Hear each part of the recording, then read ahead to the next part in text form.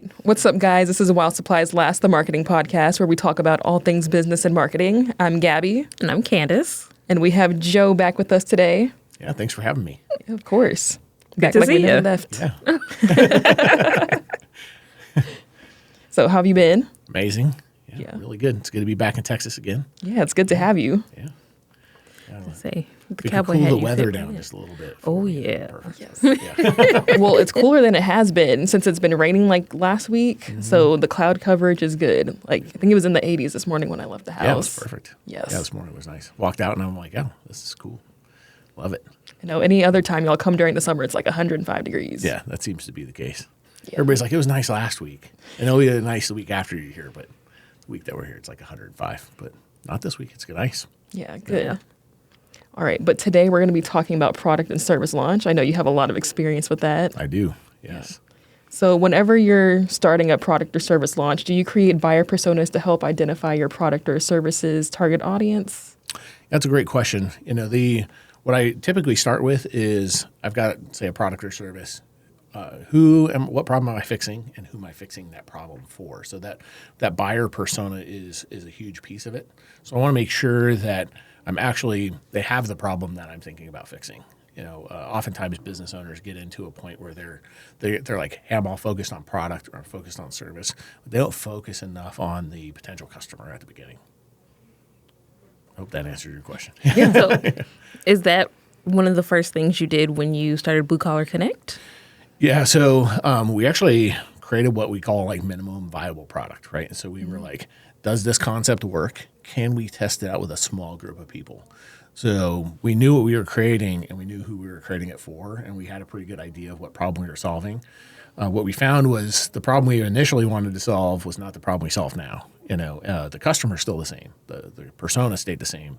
The person that we're really targeting and who we're dealing with is the same, but our product or our service, what we're doing, is fixing a different problem than what we originally designed it for.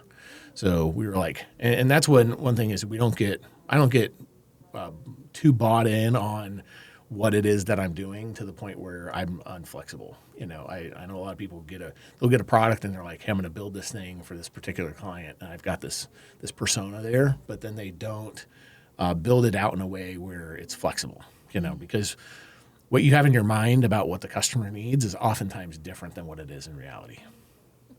Okay. So is that minimum viable product how you test the launch? Yeah, sometimes I'll even pre-sell. So I usually recommend, somebody comes to me and says, hey, I've got this product or I've got this service. I'm like, go sell it. If you can collect $1 from somebody on it, then you know that you've got something that you can sell.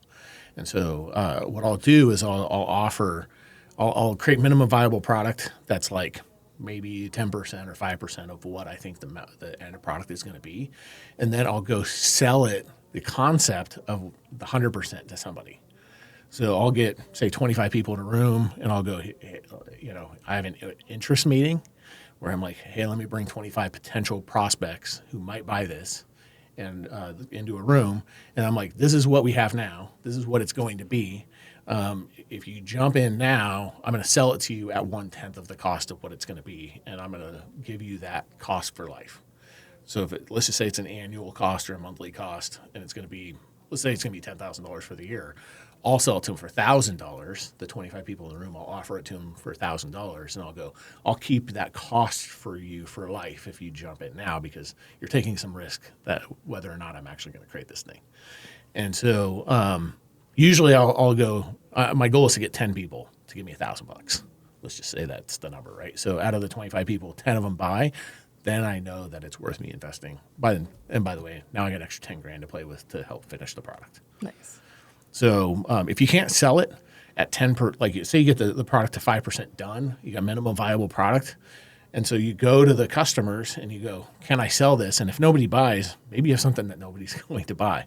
And so you investing all the time and money and effort into building something to 100%, then you can't sell it to anybody. Now you've just wasted a bunch of time and money. So, and oftentimes I get feedback from those 25 people. I'm like, this is my idea. This is what my concept is. This is what I'm going to build. And they're like, have you ever thought of this or that or whatever? So I try to bring people who have big brains into the room in that 25 people, because they'll help me refine my thoughts around it. So I'll record that meeting. I'll have 2 or 3 people taking notes.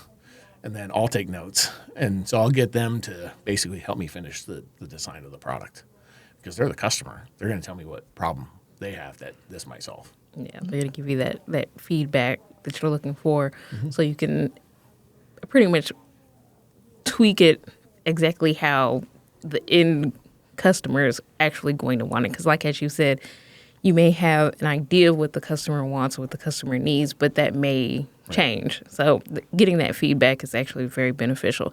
Is there any time that you wouldn't not necessarily you wouldn't recommend, but you would say it's okay for a business to just go ahead and do like a hard launch without having that like testing time? I would never recommend it. Never. I've done it before and then realized that I had a product or service nobody wanted. Or the addressable market was much smaller than what I thought it was going to be. And so that people don't think about this, right? If you've got, say you're selling business to business and there's, I don't know, let's call it 50,000 businesses in a city. And 10% of those you think in your head might be a good customer base. That's 5,000 potential customers. But then you realize that you can only, maybe a small percentage, 10% of those can actually buy it. Now you have an addressable market of 500 of them. And you could, at maximum, capture 50% of the market share. That's 250 people. And your product is $1,000 a year. Now you've got a product that you're selling that's $250,000 in addressable, that's total revenue that you can capture from that market. Is that enough money to create a business? And the answer is no. If you don't create a business that's doing at least $300,000, $360,000 a year, you don't have a business. You don't have a viable business. And so sometimes you could spend a bunch of money doing a hard launch, which takes a bunch of effort and time and money, and then realize not only do you not have a viable product that is sellable, but your addressable market's too small, and you'll never make money doing that. And so shutting that down sooner, there's many times where I've launched minimum viable product. I'll have 10% or 5% of the product built. And then I'll walk into a room of 25 people that I think would be good customers for this. And all of them go, actually, Joe, this whole idea sucks. And none of us would buy it. And I'm like, good thing I didn't spend a bunch of money building 100% of this sucker. And then I just walk away. And I'm like, no problem. Shut it down. Next idea. And so, and oftentimes they're like, but if it looked like this and that and whatever, and I'm like, I scrap the whole project on the first one and create a whole new product out of it. And so, because the customer actually helped me define, they did have the problem, but my product wouldn't fix it in the way that they want. And then they go, actually, if it did all these things and it looked like this, we would buy it. And so I scrapped the original idea, rework the project, and then come back to them with minimum viable product of that. And I'm like, here's based on your feedback, the thing you wanted. And they're like, yes, sell it to us. So, creating 100%, unless you have millions and millions of dollars, and even then, like I've seen people get VC money and they're like, hey, well, let's build a whole business out of this money. It's somebody else's money, right? So you're playing with somebody else's money. In fact, in Idaho, where I'm from, there was a company and they created this minimum viable product. They sold it to VCs sold the idea to venture capitalists. Venture capitalists dumped, millions of dollars into this thing. And they spent the money. They got a nice office. They had nice trucks for everybody. And everybody's running around branded shirts. They hired this whole sales team and realized they didn't have an addressable customer market that was big enough to sustain the business. And then they went out of business, right? And so it not only did the owner of the business who started it, the founder, walked away with nothing. All the employees walked away unemployed. The VCs lost all their money. And I'm like, man, all this could have been fixed if you just built a minimum viable product and then got a test market and understood whether or not your market actually wanted it. Mm-hmm. So even people I think they probably spent 10, 15 million building this thing to have it shut down, right? Mm-hmm. And usually I give myself a budget of like 10 grand. I'm like, I'll spend 10 grand on this idea. And then if minimum viable product is not sellable and there's not enough addressable market, then I just shut it down. Then I'm only out 10 grand. Sometimes it's less. Sometimes, my wife and I will talk about it. I'm like, let's throw $2,500 at this idea and see if we can put an interest meeting together, get some people to help us out with it and, refine the concept. And then if it doesn't work, we're not out of big money or time, even worse, time. Yeah. I feel like that's really smart. I feel like most people with good ideas, they can make a lot happen with a little amount of money and then go from there. Yep. Yeah, and I think you could build almost any business. You could build minimum viable product for super cheap. I've met with, because I came from the tech space, a lot of people in technology, they'll build out like this whole software program. They're like, I'm in massive build mode. And they like disappear off the face of the earth for 3 months. And you're like, what happened to that person? They come back and they're like, I got this whole product. I built this whole thing.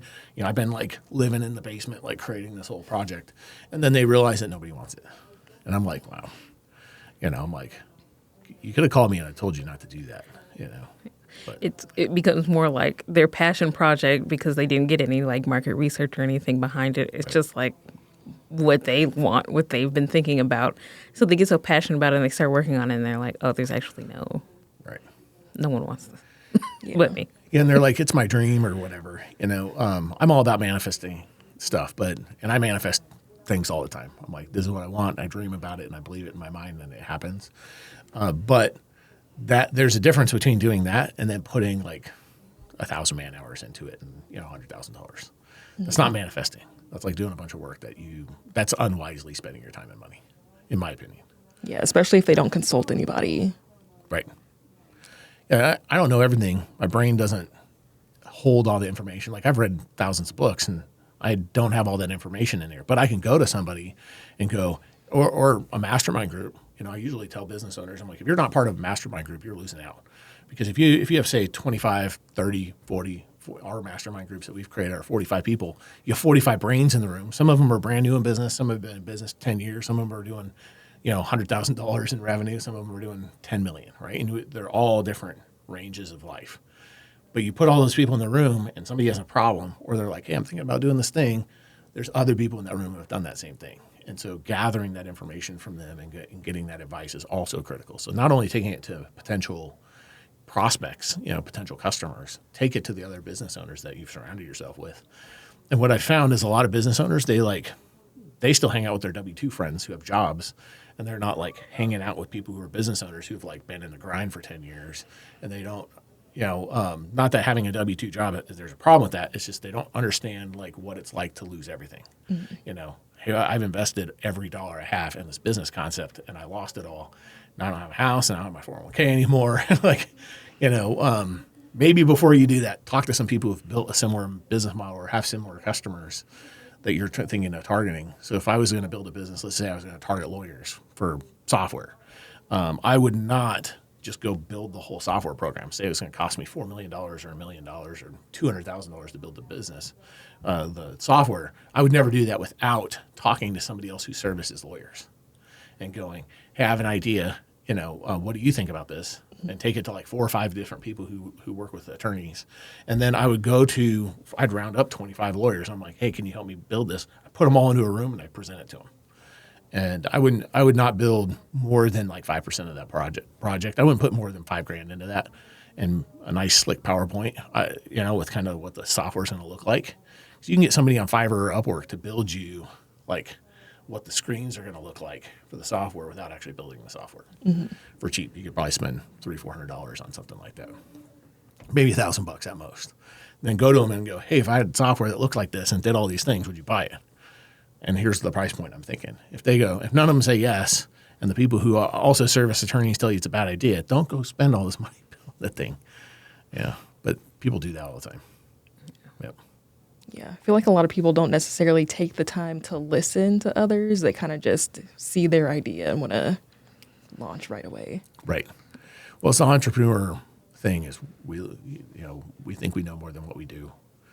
I made that mistake a lot. I tell people I've run 16 businesses. Not all of them worked. And a lot of businesses I never even launched. I created a concept, idea, wrote a business plan, came up with minimum viable product, and I never took it further than that because I went to addressable market, went to my mentors and, my mastermind groups and was like, here's what I'm thinking. And, if enough people tell me it's a dumb idea, I usually walk on it. But, but listening to other people is huge, right? Gathering information. There are a lot of people smarter than me. Then I'll sit down with them and I'm like, here's some ideas. I'll get on a call with them. Would you take 5 minutes of your time and let me present something to you and actually listen? There's people call me all the time and they're like, hey, I've got this idea. What do you think? And I'm like, actually, I wouldn't do that if I were you, and here's why. And sometimes they'll do it anyway, and then they don't want to tell me later. So what are some of like the best questions to ask yourself or to ask others when you're trying to get this information about whether you have something that's viable? I would go first off. There's three things in business that people need to pay attention to, right? And it's acquiring customers is number one. Number two is servicing those customers at a high enough level that they would refer you to everyone. And then the third one is to get paid for that, right? And so anything more than that's like, I wouldn't pay attention to that unless you're making at least $10 million a year. You just got to focus on those three things, right? And the question you got to ask people when you're asking, say, a mentor or a mastermind group or even a customer, are there customers I can sell this to, right? That number one, can I get customers? Number two, will this product help the customer enough, and can I service them enough with this product or service at a high enough level that they're going to refer me to all their friends who do the same thing? So if it's an attorney, will they refer me to all their attorney friends because it's so great, right? And that's number two. And number three is, will they pay me enough to, not only sustain the business but grow it? So let's just say you're going to sell something for $100. A lot of these subscription products say $100, right? So it's $97 a month. Is there enough margin in that $97, not only to keep the doors open, but also to grow the business, like put money into marketing and hire more staff? Because you as a business owner, you can't spend all day doing every single task in your business. You got to hire people to do that in order to grow. Is there enough money in that product to make that happen? And so when you're asking somebody, this is what I'm thinking, here's my customer, here's how it's going to fix their problem, and here's how much money I'm going to charge for it. Will those things all line up? And so usually what I do is I have a very nice one-page, usually pictures, and I'll call up one of my mentors who's doing maybe $50 million a month in business. I'm like, hey, this is what I'm thinking.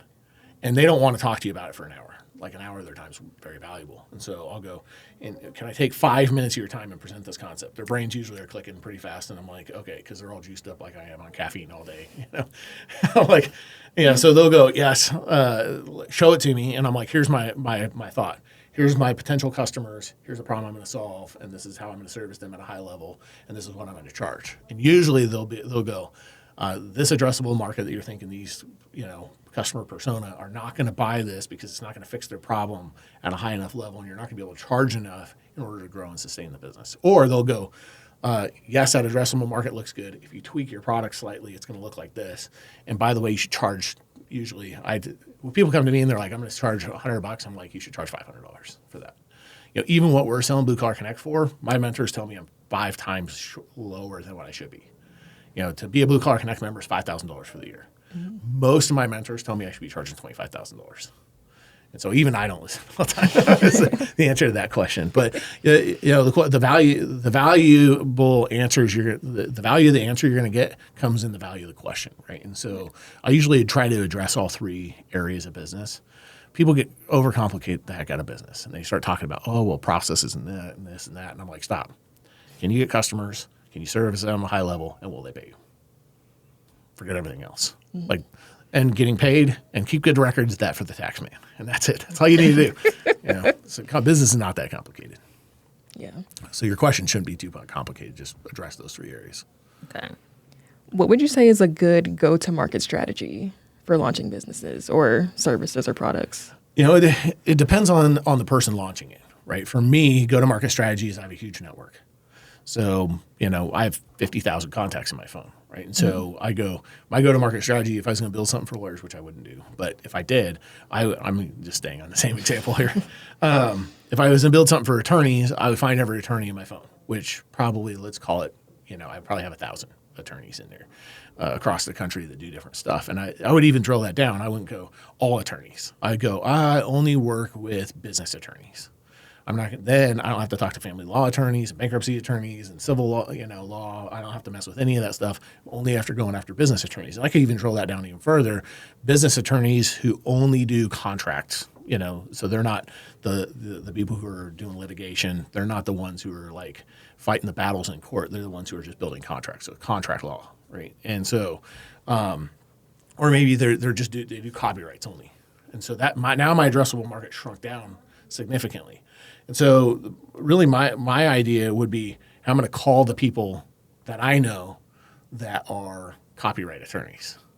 Now my number of attorneys I know is maybe 10, right? And so I would go to them and I go, here's what I'm trying to do. Here's my idea, but I only have 10 of you, but I need 25 in order to do a group where I'm going to present this to everybody. Who else do you know? Right. And so I would get referrals to the other people. Then I would do the presentation on Zoom because they're all super busy. So I'd have 25 or 30 of them. Of course, I'd invite 50 to the call, and half of them are going to flake on you. Mm-hmm. So you get the 25 people on there, but I would get referrals. I would go 100% referral business. And the reason is the least expensive, right? And so that could apply to anything. If you're in the trades and you want to create an HVAC business, then you would network with people who are also in the trades, real estate agents, and everybody in this town's a real estate agent, I think. So you got I don't know, we'll call it 25,000 real estate agents in San Antonio. I think it's more than that, actually, but it's probably like 40,000. So you probably know 2 or 3 real estate agents. You probably know a couple property managers. You probably know somebody else who's in the trades, because if you're in HVAC, you probably know other blue-collar people. So you probably know a plumber and a roofer and whatever, right? And so I would network with those people and go, I'm thinking about creating this HVAC business. This is what differentiates me from the other ones. So there's tons of HVAC businesses doing AC repair, but I specialize in mini splints. So, you have an upstairs that's hot, I can cover that, right? That's my area that I specialize in. And I would go to those people and go, is there a need for this in the market? And of course, they're going to say yes, because everybody's upstairs in this town is hot. And so, except for the ones who have mini splints in there. I actually stayed in Airbnb that had one, and I'm like, I'm staying in that room because it's got its own AC. It's going to be sweet. I'm going to turn that thing down to like 60. So, sleep in the cold. I got bundled up.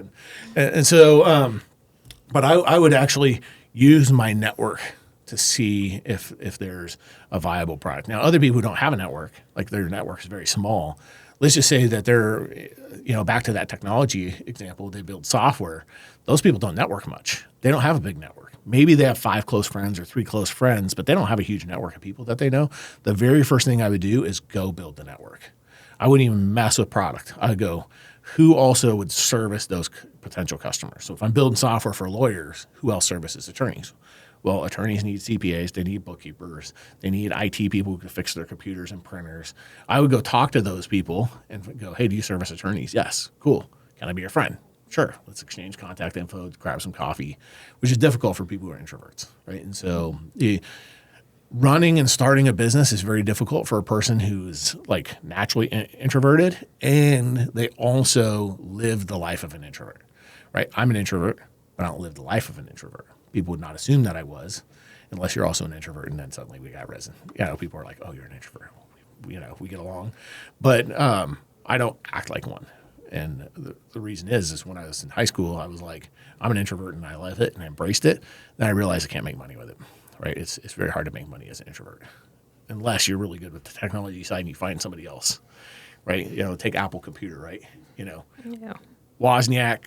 Big introvert, wants to stay behind the screen. You get Steve Jobs out there selling it, right? And so, but finding that type of partnership is very difficult. And usually, just as Woz probably learned, the extrovert's going to screw you. So be careful. Be careful out there, kids. Don't take on business partners without you working with them for 7 years first. That's my rule. Mm-hmm. Yep. Do you have any tips for creating excitement around a launch? Yeah, so the buzz comes in the like social media is great for that. Usually what I do is I build up massive buzz online and in person, so word of mouth stuff. So I'll meet with people who I know are well connected, and I'll give them I'm like, hey, this is what I'm thinking about building, but I'll give them enough to get them excited, and then they'll start talking to people. So, and I also find people who like to gossip a lot. Gossips are the best. Smart. So I'll sit down with them and I'll make it dramatic, right? So I'll give them the drama they're seeking, and I'll go, here's something dramatic that's out there. We're going to create some us versus them drama in the market. And so they're like, ooh, this is juicy. I got to go tell my friends. And so then they'll tell people for me. So it really cuts down on the amount of effort I have to do. So I use the drama queens, people who are well connected, and then I use social media to grow the buzz. I usually don't spend any money on ads or anything like that early on, unless it's to boost a drama, like a drama related post. So I'll make a reel that's got some drama behind it, and then maybe 5 seconds, and then so I'll go, I got this interesting thing, an interesting email. What do you guys think about this? Right. And usually I'll create some drama with somebody. they'll write an email that's very dramatic, and I'll post that whole email they sent me, but I'll put it in the first comment, right? And it's very long. I'll cut and paste the whole thing, and then so somebody has to watch my reel like 10 times while they're reading this thing, right? And so it builds like the algorithm to keep that reel popping. Yeah. And then so they'll read that whole thing and it'll build up that buzz. And what'll happen is because the algorithm's rewarding that video for being watched over and over and over again, it shows it to more and more people. And it works really, really effectively, especially if you've built up in-person drama as well. Drama sells. So you just got to use the drama queens and the people that you don't like in church because they're always gossiping about people. They're my favorite marketers. It's funny. We were just talking about that today. Like creating a reel that loops and then adding like in the caption where they had to read and then it just keeps going. Yep. So yeah. Yeah, it works really well. Yeah, in fact, my most viewed reel from this last like year of running Blue Collar Connect was one that was like that. It was dramatic. An email got sent out about us that was very dramatic. Of course, it got forwarded to me by like everybody. And because it's the drama queens want to create more drama, so they're going to send it to me and go, what about this? And I'm like, as a marketing person, I will take that email all day. Please send it to me. In fact, a few weeks ago, to stay on the theme of drama, there's a larger company that I was talking poorly about because they don't pay people. They hire people to do work and then they don't pay them. That's a no-go for me, right? Mm. And so I was out talking smack about them. I'm like, don't do business with them. They won't pay you. Like, if you like doing work and getting paid for doing the work, don't do business with them. They called me, and they threatened to stick their lawyer on me and send me a letter. And I was like, okay, I want them to send me the letter because you know what I'm going to do with that letter? I'm going to read it. I'm going to take the contents of it, and I'm going to post it in the comments. I'm going to read the first, sentence of it, and I'll go, I'm not going to read the rest of it. You guys can read it. And then I'll roll that thing up and light my cigar with it, right? And so then everybody's going to be like, oh, what the heck is this dramatic thing? And then they're going to read it, and my reel's going to loop, loop, loop, loop, loop while they're doing it. And, the best thing somebody could send me is a cease and desist letter. I'd love it because that drama gets created. So you don't have to go that far with, creating the drama, but take it to heart. Like, when you create drama, people are going to get upset. Mm-hmm. When they get upset, actually it works in your favor. You have to have the tenacity and the heart to stand up to the people who are going to come after you. When you create something disruptive in the market, people can't take it. And even like little stuff. I actually had this professor in college a long time ago. I can't remember. Anyway, he did this thing where you do a social experiment. Mm-hmm. Go walk onto an elevator and face the back of the elevator and sing Yellow Submarine at the top of your lungs and see what happens. Like, the people in the elevator will lose their minds within 1 second, right? Because they can't handle anything different. And then you can do the same experiment where you just get on the elevator and just stand facing the back. Don't say anything. Like, I actually did that he's like, go do this test. He's like, you're going to get the same response whether you sing the song or not. And so I was like, no way. People are going to get way more mad if I'm singing the song. Actually, people who thought when I was singing the song just thought I was crazy. When I wasn't singing the song and I was just standing facing the back of the elevator, I almost got threatened multiple times with getting my ass kicked, just by doing that, right? Because I created a disruption in the market where people are like, they're not used to the same thing. And so when you're in business and you're starting something new, you have to build up this level of tension. There's market tension that has to happen. People think market tension, they're like, oh, I got to sell a low amount of something so that more people want it. They think that kind of tension. But the type of tension you need to build is people are frustrated that you're disrupting the market, and you have to build that disruption, that frustration up. So if you're creating something that's market disruption, which everybody should do, right? Blue ocean, you're creating something that's new, it's disrupting the market, people are freaking out a little bit about it. You gotta play into that and get people going. Oh, this is going to disrupt the market. It's going to cause lots of problems. People are going to get upset. And so that experiment works because if you can build up that drama, guess what those people did on that elevator? When I got off that, I'm just facing the back of the elevator. That's it. I'm not standing in their way. I'm halfway in the elevator and just facing the back of it. People are getting on. They're getting off. They're mad. What are they going to talk about the rest of the day? That jerk who was on the elevator facing the back, he's pissing me off, And so now I just create a market buzz. Everybody in the building is now talking about the guy who was standing facing the back of the elevator. And you do the same thing in business. You create that tension where you've created something where you're in business facing the back of the elevator. You're creating this thing where I'm doing something that's so different, it's going to piss everybody off. Even if it doesn't, you just say it. and you've willed it into existence. Now everybody's mad, and they're like, I'm mad because Joe's doing this thing. I'm like, yeah, I am doing it. Yeah, give them something to talk about. Yep. Yeah. Actually, there's a country song, isn't that actually it's not a country song. Anyway, it's a song, give them something to talk about. Right. And that's a good marketing strategy. Get everybody talking about it. The more people talk about me, positive or negative, the better for me. I read this book in college for my consumer behavior class called Predictably Irrational. And one of the chapters that we read is called The Cost of Social Norms. So basically breaking those social norms, kind of doing what you did, like definitely disrupts the market. But the way that people are going to act is irrational, but it's predictable, right, which most people don't see. Or like the average consumer doesn't understand that at least. Right. Yeah, they don't really, I think the average consumer and business owner doesn't understand, like, what the norms are, and they don't understand that they're being manipulated all the time, right? And so there's a book called Propaganda. One of my mentors told me to read it years and years ago, and I read it every year because where I'm at in business, like the concepts in that book, like it's actually kind of frightening. Most people shouldn't read it because it'll like freak you out. Now you can't watch TV anymore, and like the news and everything. You realize you're being manipulated constantly. But the reality is like everything's propaganda. Like what I just talked about with social media, talking about all that stuff, creating drama in the market, that's all propaganda, right? And, when you watch the news, if you feel emotionally manipulated, or you just feel an emotional response, you're being manipulated, right? Anytime there's an emotional response to anything. And all those emotional responses, they're like irrational emotional responses that are happening, are predictable. And that's what they're doing to you, right? And I try to talk to people about this all the time. Whether they're on one end of the political spectrum or the other, it doesn't matter. They're reading the news that aligns with their belief system, right?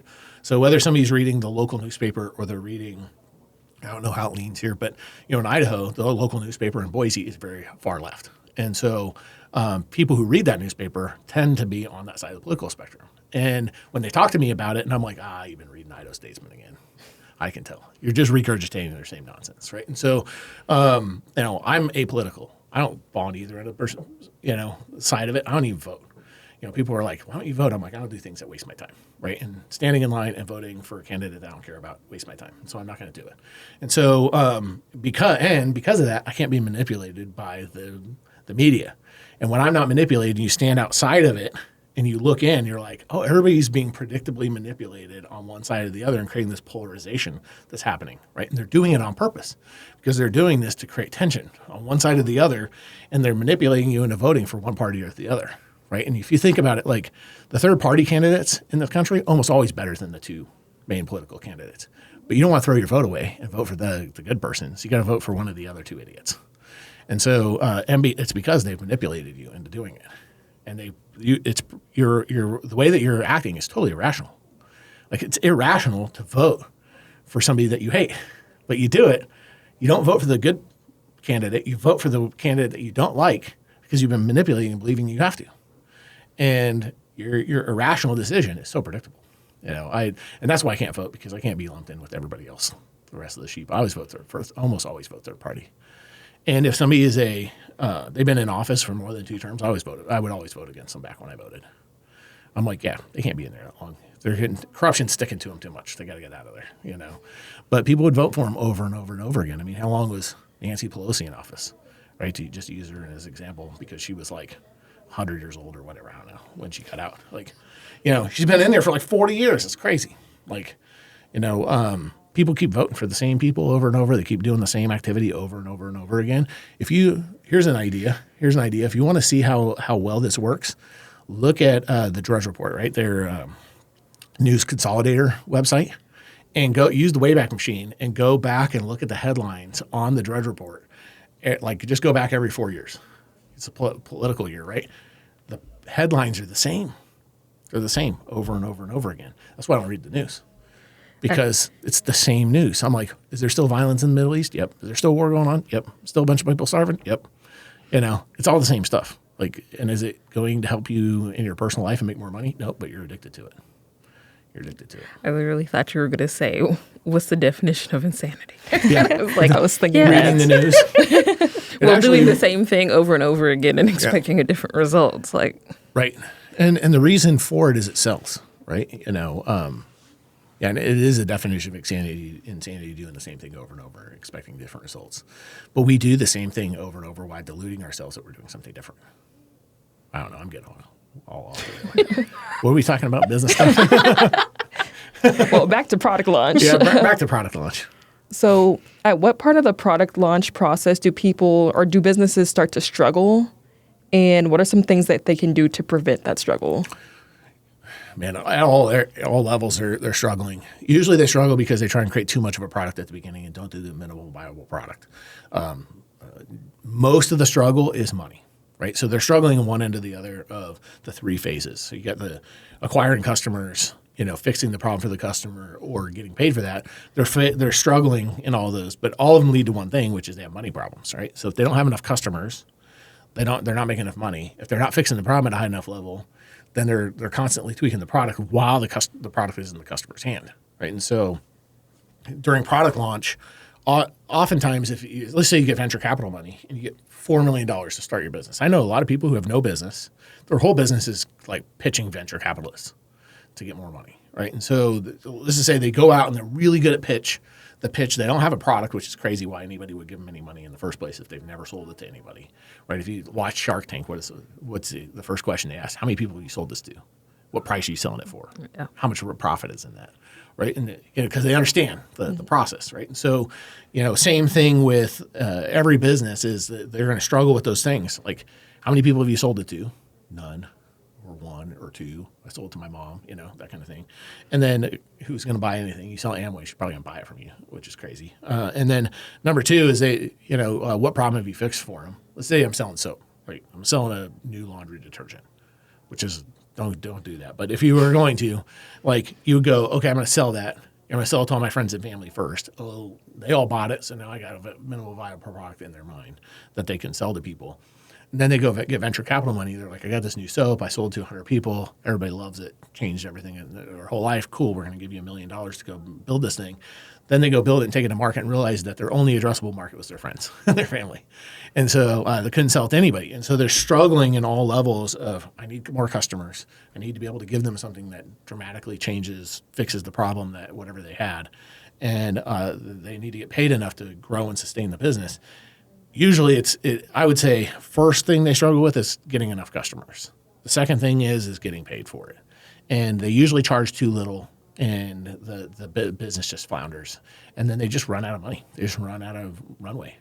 And a lot of my friends have done this where I sit down with them. I'm like, I just don't think as many people are going to buy this thing as what you think. Right. And I don't think they're going to pay you enough. Well, I sold it to a bunch of people at $30. I'm like, $30 is not enough money to sustain the business, right? And so you sold it to enough people at $30. Can you sell it at $300 because that's how much you actually need? Well, I sold it to people at $30, so people are naturally going to buy it at $300. I'm like, I don't think so. I think they bought it because it was cheap and they don't care about $30. Now go sell it for $300, and then they can't. But they spent a bunch of money building the thing, and now they're broke. And so just be careful with that. Like that's the big thing. The struggle is the money. Like you need to, people are like, it's my passion project and I'm going to help a bunch of people and whatever. And I don't need the money. I'm like, you need money. You cannot help people without money. And money is oxygen. Like without it, you can't survive. And in business, that's the biggest thing. People take their eye off that ball. They're like, I don't know. I'm not in it for the money. I'm like, as soon as they say that, I'm like, I'm out. I'm out on this whole thing. Because even though Blue Collar Connect, what we're doing with this, I'm not in it for the money necessarily, but without the money, I can't do the stuff I need to for the client. Right? People are like, why are you charging $5,000? There's other networking groups out there that are $1,000. I'm like, go to them. They're cheap. Of course they're cheap. They provide you with this much. Like they provide you with $1,000. I'm providing you with $25,000 worth of value for $5,000. Which one's a better deal? They're providing you with $1,000 worth of value for $1,000. I'm providing you with $25,000 for $5,000. Right? But I can do a lot more with $5,000 than I can for $1,000. Because with that $5,000, I could provide you with $25,000 worth of value. I can't provide you with $25,000 worth of value for $1,000. And so people forget that, and they don't pay enough attention to making enough money to grow and sustain the business. And usually people are like at least 50% too cheap. If they're like, or 100% too cheap. They're selling something for $100, they should be selling it for at least $200, maybe $300, maybe $500. Like when I started Blue Collar Connect, minimum viable product that I sold to the first 10 people was $1,000. I lost money on every one of those transactions. Then I bumped it to $2,500 or or 2,000. I bumped it to 2,000, lost money on every one of those. And then I bumped it to $3,000 because I'm providing $25,000 worth of value, right? And I bumped it to $3,000 for the next 10 people. And I lost money on every single one of those transactions. So I lost money at 1,000. I lost money at 2,000. I lost money at 3,000. And at $5,000, I'm just barely making money. Like I'm barely making money at $5,000. And so is $5,000 where I'm going to stop? I can't stop at $5,000 because I can't provide $50,000 worth of value at $5,000. I can provide $25,000 worth of value at $5,000 because I'm making enough money to provide $25,000 worth of value. But what I really want, what's in here, is to provide them $50,000 worth of value. And I know that I need to charge at least $10,000 in order to provide that $50,000 worth of value. So what am I going to do? Got to raise my prices. But I am loyal to everybody who paid the original price. So if they paid $1,000, I keep them out of that for life. I never try and raise price on past customers. But I don't take my mind off and my eye off the ball, which is I need more money so that I can provide better value. Because the second part of the equation, you got customers, I got to provide them with a high value and take care of them at such a high level that they're going to refer me to all their friends. And I can only do that with more money. What are the best KPIs to measure a new product? Oh, that's a good question. I would say, number one, can you sell it for cheaper than cheap enough? Can you sell it at a low, is your cost of acquisition, customer acquisition low enough that you can grow it very rapidly, right? So let's just say that you're selling a product that's $100. Your cost of acquisition for that client, total cost of acquisition, which most people don't take into account, is total cost of acquisition. Your cost of building the thing, you got cost of delivery, you got cost of servicing it ongoing as it's like they're breaking the thing, whatever it is. It could be software, or, a hammer. You got customers breaking it, you got to deal with returns. You got to pay your sales team commission, on and on and on. You got all these expenses, right? And so can you acquire the customer cheap enough at the price that you're doing? That's the biggest thing is, what's your total cost of acquisition of the customer? And people don't really realize that, right? So at $1,000, people thought with Blue Collar Connect, I was making money, but I was losing money because my cost of acquisition of the client was too high. So I got to pay coaches, I got to pay for software, I got to pay for all this stuff. I'm building a new mousetrap, I'm building a whole new thing, and it's very expensive to build something like that. And so at $1,000, my expenses per client were closer to $3,000. Right when I was doing at 1,000. By the time I got to $3,000, my expenses per client was like $4,000. And so keeping an eye on what your cost of acquisition and cost of delivery is, those are the two things that you need to pay attention to. Because if you're selling it too cheap and you can't hire salespeople to sell it because there's no margin in there for commissions, you don't have a viable product that's doable. You can't sustain it because you as the business owner can't always be the salesperson. And so you have to make sure that you're keeping track of, is the cost of acquisition 50% or less than what I'm selling it for? Am I making that much money? And if not, then I need to increase what I'm charging or reduce the cost of acquisition, which I don't recommend spending too much time reducing your cost of acquisition because then you're going to slow your uptake of new clients. So it's better to increase pricing. This is against everything every business coach will tell you. It's better to increase price than it is to shrink cost of acquisition. So if your cost of acquisition's spending money on marketing with you guys per customer is $250, I'm charging $300 per client, and so I'm making $50, let's just say, at the base level, I'm losing money on that business. There's just no way you can sustain it. So that means if it's costing me $250 per client, if I'm not charging at least $500, I'm probably losing money. And my guess is that whatever that business is needs to be charging at least $1,000 because they can't sustain it and grow it at that price that's too low. So the KPIs really need to be focused around, can I sell it and make money at it? It's my cost acquisition, and then am I profitable? And can I bring on enough clients to sustain it? Because there's only a couple ways to increase revenue in a business, right? You need more customers at whatever price you're selling it for. You sell more to existing customers, but if you're launching a product, you don't have any existing customers. Or you need to raise your pricing, right? So once you got minimum viable product and you got your 25 clients that have bought it from you, or 10, they use it, you get testimonials from them, which is like cheap marketing, right? You get testimonials from them, and then you have to rapidly grow the number of clients that you bring on. And you have to make money at every single phase of the game. Other than at the very beginning. I give myself a small runway. So with Blue Collar Connect, I give myself 6 months to lose money. And because I had the money to burn. Most people don't have that kind of money to burn. Because I burned probably $250,000 on this business before I made any. And so, and with no VCs. I don't do partners, and I don't do venture capital, and I don't do private equity. So this Bank of Joe funding the whole thing. So I had a lot of belief that it would work. And so I lost $250,000. Have I made it back yet? No, I've only been in business with this business a year. I have other businesses making money, but this business probably won't make money until I've been in business at least 18 months. And I just cracked the 1-year mark because I still got to make up that $250,000. And as I said, I just started making money at the $5,000 mark, and we've only been doing that a couple months. So, just pay attention to where your money's going is the end of the day. KPIs, I would write that down. Cost of acquisition, and be honest with yourself. Like if it's $50, you should probably just make it 100 because it's not going to be $50.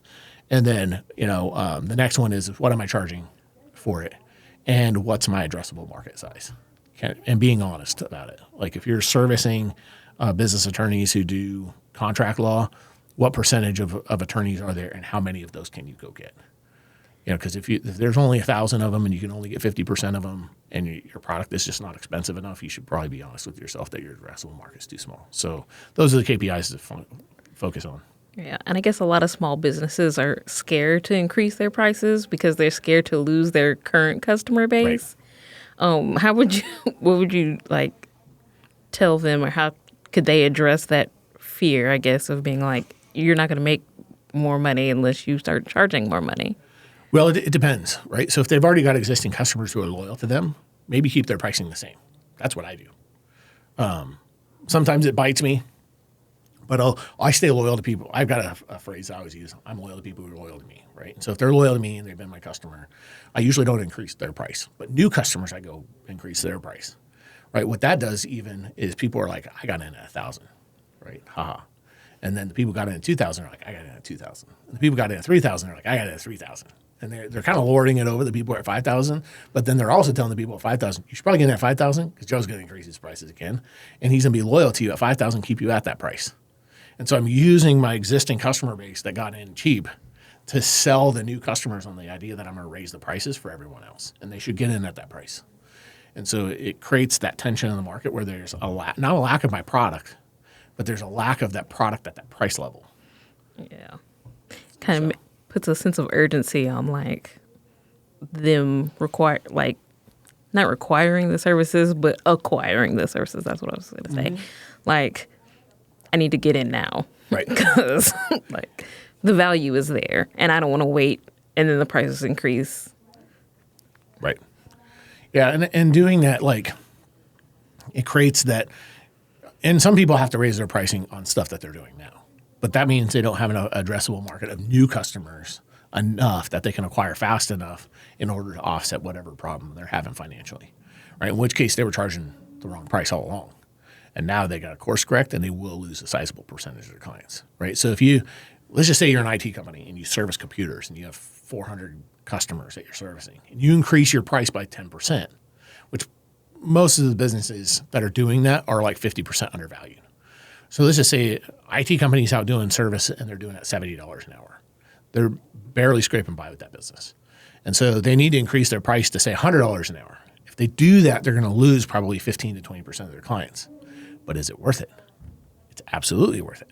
It's absolutely worth it to lose that percentage of your clients to increase the price on everybody else. Because now you're servicing less clients at a higher price.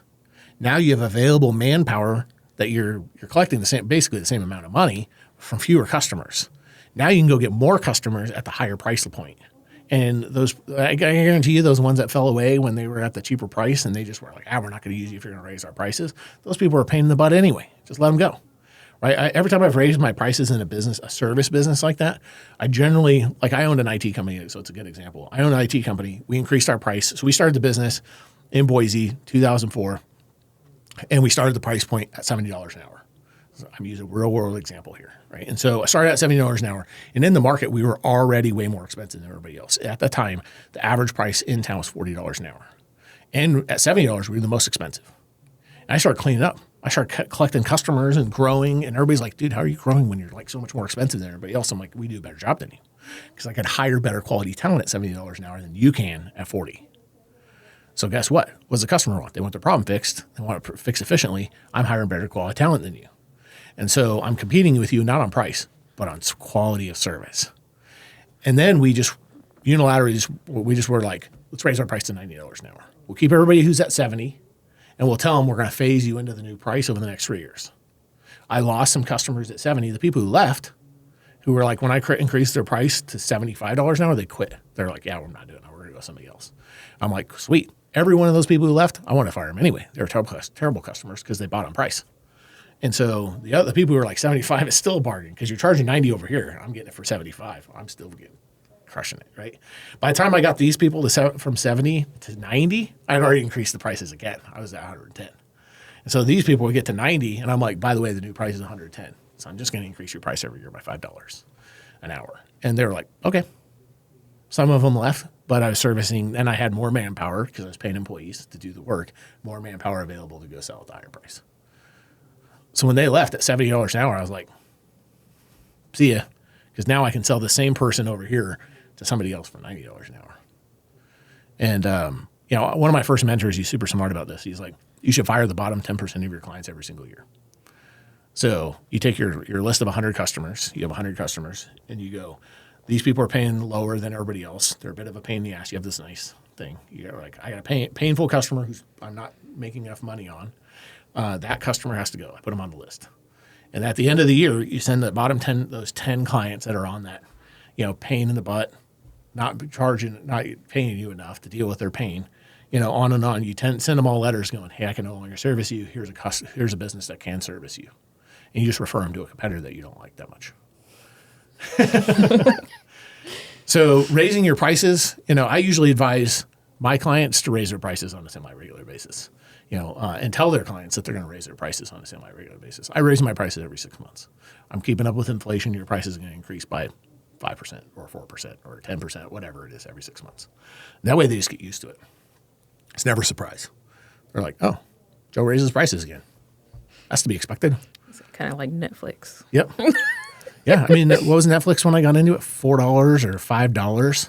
I don't know what it is now. $35, $40, whatever it is. Now people don't even look at they see the email. They're like, oh, I knew this was coming, but yeah. What am I like? Whatever. We'll just keep going. Spotify just did the same thing. They raised their price like to $10.99 last year, and I just got an email. They're like, oh, it's going up to $11.99 in September. Yeah, it's a death by 1,000 paper cuts with those guys. But I still pay it because I like Spotify. Right? Yeah. Same. But they got me in at free, right? Back when they had like everything for free.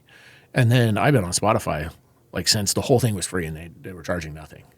And then they started charging like $2 or $3. And I'm like, that's a deal. Oh, I can save on my playlists. Oh, I can do all this cool stuff. Heck yeah. Sign me up. Oh, they started adding more and more to like offset. You're like, I don't care about the price raise because I'm still getting the same quality. Right. And you've actually increased some of the things that you have. I know like when they added the audiobooks, I had thought like, oh man, I might not want to. And then I was like, oh, they got audiobooks. Yep. I'll just keep it. What are we going to do? I got audiobooks. I got podcasts. I got all this cool stuff, that you can't get other places. And so what they've done is they're like, let's just round it up. Let's say they're charging $12. I have no idea what they charge, but let's say I pay it, but it's whatever to me. It's $12. So, but they're providing you with $200 worth of value. You're going to pay that $12. It doesn't matter. And are they going to lose some clients? Sure. But where are they going to go? Apple Music? That sucks. I'm not doing that. No, I just roll my eyes and let the auto pay go. Yeah. Yeah. Yeah. And I mean, I don't even waste the time rolling my eyes. Like I get the email, but it goes to junk. I don't care. So I just delete it. It's whatever. Because now if they raise my price to $300, but they're only providing $200 worth of value, now we got a problem, right? Yeah. But as long as they keep providing more and more value, I'm going to keep paying it. I think we all are. Netflix, same thing. Do I watch Netflix? No. I watch Disney Plus with my kids, but, and they've moved a lot of my stuff that I like over to Disney Plus. I still keep playing the Netflix account because the kids watch it. And they're like, Dad, I got the show I'm watching on Netflix. I'm like, that's cool. They're like, how much does it cost? I'm like, I don't know. It's whatever to me. And they know that, right? Most people, the amount of money Netflix is charging, nobody cares. It's so cheap. Go to dinner one time and you pay for all your subscriptions for the year. Yeah. Yeah. True. All right. What would you say is the most important post-launch activity to maintain traction from the launch? I think the big thing is sales. Like people talk a lot about, hey, let's create buzz online, let's do all this marketing stuff, but really you got to sell stuff. and you got to sell at a high rate. Most people underestimate the amount of activity and effort it takes to sell at the rate that they need to sustain the business. So let's just you've created buzz, you've launched the product, like you had your minimum viable product, you sold your 10 customers, you've launched it, now you sold it to 100. You cannot stop selling, right? So you have to keep your foot on that pedal all the time and sell until like you never stop doing that. You have to sell at a high rate. And people quit doing stuff like prospecting. They quit marketing campaigns. They quit doing all the stuff that built up to the launch, and they quit. They don't do it enough, right? How many? And you have to look at how many customers you need in order to grow and sustain the business. So let's just say you sold 110 total. You got the people who came in early. You got the 100 that signed up at the launch, but you need 1,000 customers. The amount of effort it takes to get that 1,000 is much higher because there's not the buzz around something new with the launch. So it's actually harder to sell those customers in the future. So let's just say you needed 500 prospects to sell the 100 at the launch. Everybody bought because it's a new concept. You're selling at an entry rate, blah, blah, blah, blah, blah. Now you got to sell more businesses or more customers at a higher rate. But now it takes 10 prospects to sell one instead of 5 prospects to sell one. The amount of effort you needed to put into it becomes harder. You know, it's like you're swimming upstream and suddenly they're releasing more and more water out of the dam, right? And you just have to keep pushing harder. And that's, I think, the biggest thing that people forget is the amount of effort. They really underestimate it. They underestimate that. They're like, oh, I'm going to build this business and in 5 years we're going to make $40 million. I'm like, no, you're not. You know how much effort it takes to build a $40 million company? What percentage of businesses in the United States make more than $1 million a year in revenue? It's less than 1%. Less than 1%. So you're telling me, I don't know what the percentage is around companies that make $40 million, but it's got to be like 1/100th of 1%, right? So you're going to be one of the 100,000 businesses or whatever it is that make more than $40 million in a year. And you're going to create it with this new product that's in your head, blah, blah, blah. You know, it's not going to happen. You know, get reasonable at the effort you can, but the amount of effort you got to put into it to hit that much money is insane. Insane. And you have to sustain it. You cannot stop. Like no vacations. You know, you like vacations? Forget it. You're not going on vacation. Oh, you like spend time with your kids? Forget it. You know, it's just not going to happen. You have to put that effort in. So the biggest thing that I tell people, hey, you've launched the product. That's awesome. You made a little bit of money. Cool. What effort are you going to put? Like if I was going to invest in a business and somebody came to me with this idea, what effort are you going to put in over the next 5 years to grow this business to like the potential that you said? You want to grow it to $40 million? What's the effort level? What are you going to do the day after the launch and for that first 6 months, which is the most critical time? What are you going to do during that time to launch that business to $1 million in revenue? If you don't hit it, then I'm out. Mm-hmm. And they're like, well, you know, I got this vacation plan with my kids. I'm out. Oh, I'm going to Hawaii for a week. No. Oh, I'm going hunting. No. You know, you will not go on vacation for 6 months or a year or 2 years, however long it takes to hit those goals. Like, I like beer. Everybody knows I like beer, right? I love drinking beer. I haven't had a beer or any alcoholic drinks for 2.5 months because I'm not hitting my financial goals. What are you going to give up? The Catholics give up a bunch of cool stuff for Lent. I'm going to give up. What am I going to give up to hit my dreams? Drinking? Sure, no problem. Vacation? I don't need vacation. I need to crank. And people that's the biggest thing they need to focus on is the grind. You know, you're going to be like working 16-hour days. Don't stop. Don't quit. You know, and people just don't have that drive to get it done. That's what stops businesses. And they can't be consistent with it. That consistent action over time. Let's just say that I'm going to work 16 hours and I'm running at like 10% efficiency. I would say most business owners run at 5% efficiency. So they become more efficient and they're still working 16 hours. They're improving a little bit every single day. How long can you sustain that level of activity? Probably not long before you burn out. And so you got to not only focus on selling enough in that first 6 months after launch, but bringing on a team. So you got to sell at a high enough pace to bring on a team so you don't burn out. And I think that's a big mistake. People are like, I'm, you know, Hercules. I can end up, you know, I can go all the time. But even the Energizer Bunny dies at some point. Mm-hmm. So you need to make sure that your battery's getting recharged, not with vacation. Like you got to take mini vacations every day.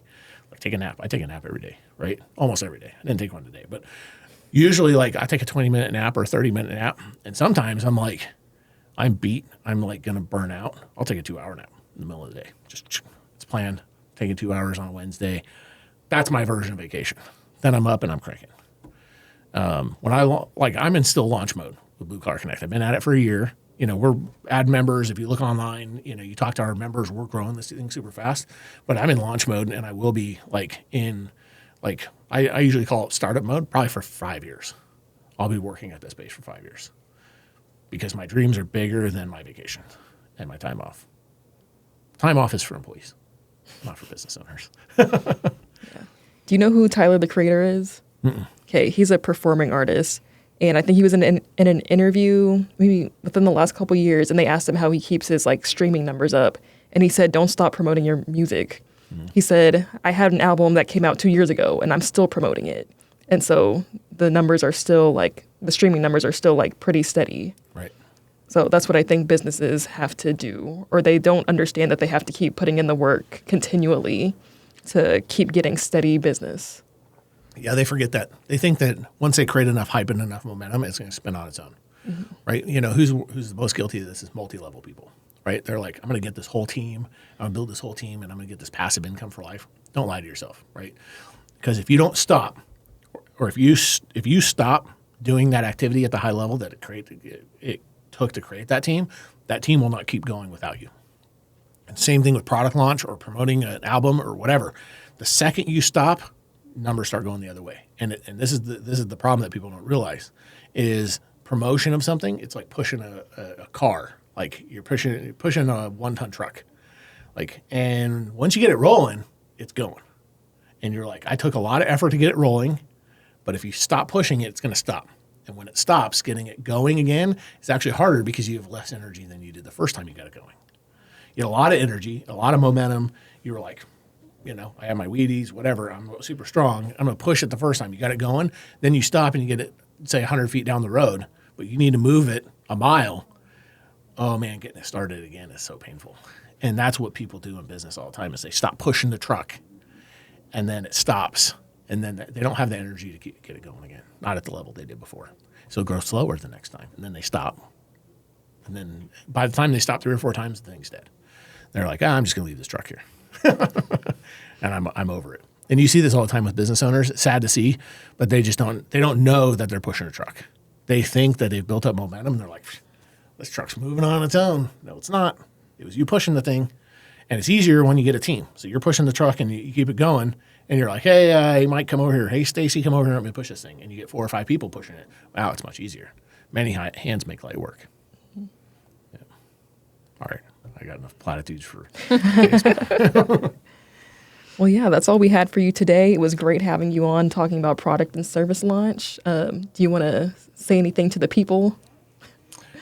Yeah, if you're a business owner, just don't quit. That's the number one thing. Unless your product sucks, then quit. And the way you find out is nobody's buying it. And it's really difficult to people don't, when you talk about it, their eyes glaze over and they don't care. And you talk to mentors and people who've been in business much longer than you and been growing successful businesses, they're where you want to be, right? One thing we do is we spend a bunch of time with people who are behind us or the same as us. And what it should be is your life should be divided into thirds. You spend a third of your time with people more successful than you and are where you want to be. So if you're making $100,000 a year, or you're making $1 million a year, go find people who are making $1 million a year and spend a third of your time with those people. And you spend a third of your time with your people that are your peers. They're on the same level as you. And then you spend a third of your time mentoring people who are behind you and bringing them up, because there's something to be said about bringing people from lower status than you up to your level, right? And then those people become your peers, and you grow together. And you always do that. And what I found is the people who are ahead of you, your peers are like, oh, that product's great, so amazing. And then people who are behind you are like, I don't know what you're talking about because I am not there. And then the people who are ahead of you are like, that's the dumbest thing I've ever heard. You should listen to those people, And so if your product sucks, stop selling it and just move on to the next thing. Doesn't matter how much money you put into it. I put $1 million into this thing. Yeah, but it sucks. I'm gonna put more money into it. Does that seem like a good investment? It's not a good investment, right? And so don't keep pushing on something that sucks. Either evolve it or scrap it and go to something else. But if it is good, it's amazing, and you're able to sell it, and your mentors tell you it's amazing, and the people ahead of you are like, we're all in on helping you with this thing, don't stop. Don't quit. Don't take vacations. There's no rest. You have to keep pushing. And don't underestimate the amount of effort that it takes. If you think it's going to take you 6 weeks, it's going to take you 6 months. If you think it's going to take you 6 months, it's going to take you 6 years. Just, that's just how it works. So, and push to make it happen. Once that launch happens and it's successful, the launch is successful, do not quit. That's my biggest take. If you learn nothing else today, that's the big takeaway. Don't quit. All right, you heard it here first, folks. Yes. Where can they find you? Finding me is pretty easy. I am one of the few Joe Mikitishes on the planet. I'm sure you'll have my name on here where everybody can read it. If they want, they can zoom in on my name tag, I guess. But LinkedIn's very good. Facebook's good. Instagram, TikTok, all that stuff. So, really, I think LinkedIn and Facebook are my two big platforms, mainly because I'm old. And, I don't understand Snapchat and these other things as well as I should. But I think if you connect with me on there, happy to help in any way I can. You just want to talk about a business. That's my favorite topic. So somebody's like, hey, I got this business idea. Cool. Bring it to me. And I don't want to invest in it. Just put that out there. I don't want to invest in your business, but I will give you some advice for free. Yeah. Have your 5-minute pitch ready. Better have it ready. Yes. 5 minutes. All right. Thanks again for joining us. Yes, thank you. All right. Thanks for having me. Yeah, of course. Again, we're with Peachtree Rose Marketing. You can find us at Peachtree Rose Marketing on Instagram, LinkedIn, TikTok, Facebook, all the above. I'm Candace. I'm Gabby. And that's it. That's a wrap. That's a wrap. Bye, guys. Bye. Bye.